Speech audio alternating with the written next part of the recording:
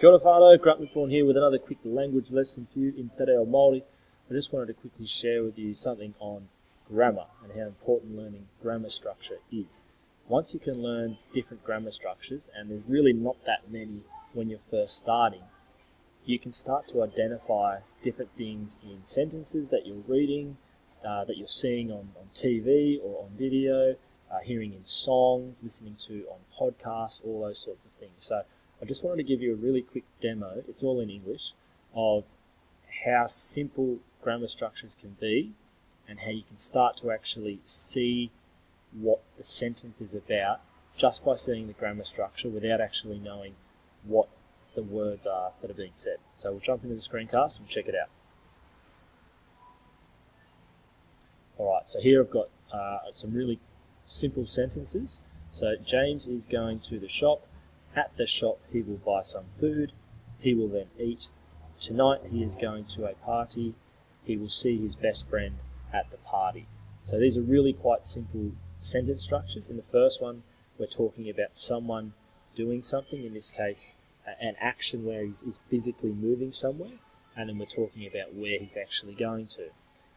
On the next line we're talking about this place that he's gone to. He's going to do something, and that something is buy, and he's going to do something to something, so he's going to purchase some food. The next one we're looking at what he's going to do, which is in reference to the line above, so he's going to eat. Then we're jumping into a period of time, so we're talking about tonight versus tomorrow, tonight versus this morning, something in the past. We're talking about something in the future. Again, we're talking about him physically going somewhere, where he's going, and we've got a place where he's going to.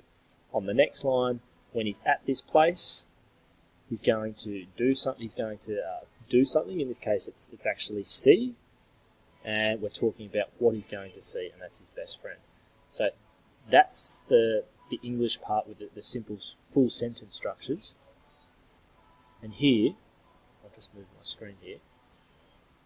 I've got a breakdown of these exact same sentences, but with some of the real particular words pulled out of them. So some of the nouns, we've pulled out the actions of what's happening, and we've pulled out the time. So like in this case we're looking at tonight. So if you look at this and you start to see these filler words in a sentence, and you sort of know what those filler words represent. So something is something to the something.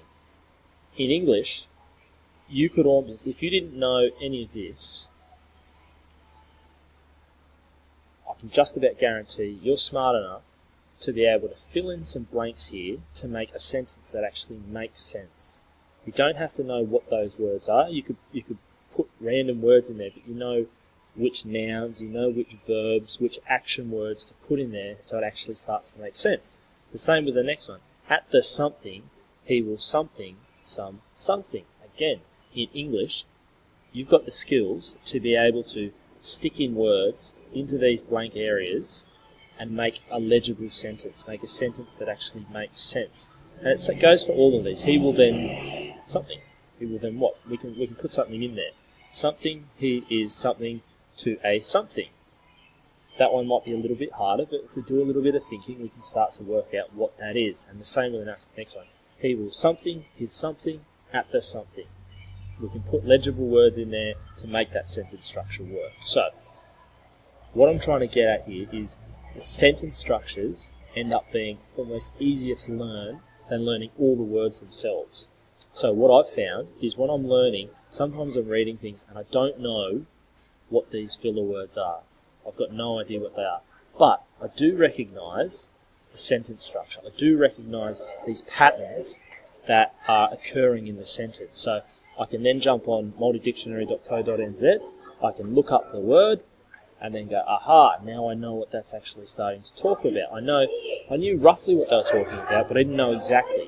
So once I can pick up these, I'm actually sitting in McDonald's, so we've got no Wi-Fi at the moment, so I'm borrowing some Wi-Fi at McDonald's. There's a whole bunch of people that have just walked in.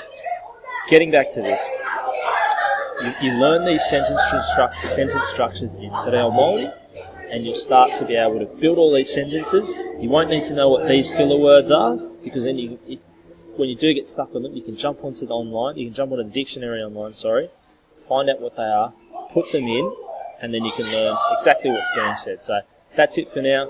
Good luck with that. There's no actually learning about Te Reo Māori in this lesson. It's just making you aware of the sentence structures, which we're going to be going over, of course, in later videos. Learning the sentence structures and then filling in those words to build proper sentences that you can understand. All right, peace out.